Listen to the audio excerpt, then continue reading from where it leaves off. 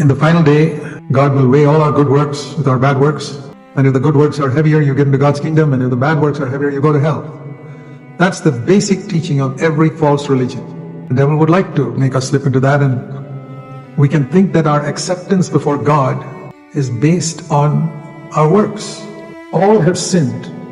It doesn't matter who we are, no one righteous, not even one. Because in the beginning, before we were really born again, we used to compare ourselves with other Christians and think we were a little better than them because we did not commit as many sins as that guy committed.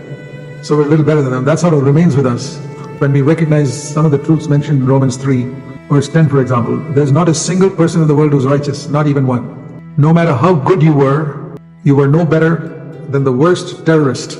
I sometimes say that to myself. I name the worst terrorist I've heard of from the news. And I say, Lord, I know he's a child of Adam. I'm a child of Adam. There is absolutely no difference between me and him. Do you believe that?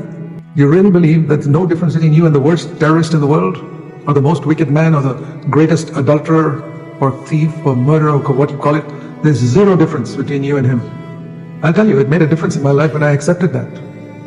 Was he born from some other seed? No. He came from Adam, I came from Adam. What is it that made the difference? The difference is that somehow he got some bad parents, bad circumstances, was born into a religion that taught him all types of wrong things. And somehow, by the mercy of God, I was born to some good parents. And I was born into the Christian faith.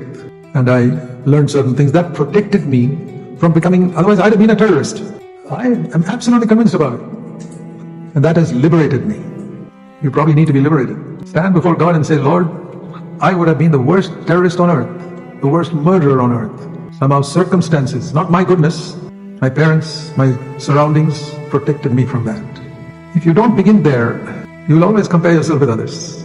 I can say before God today, I do not compare myself with anybody because I began there. So I would encourage you to begin at rock bottom. If you've never done it, do it now.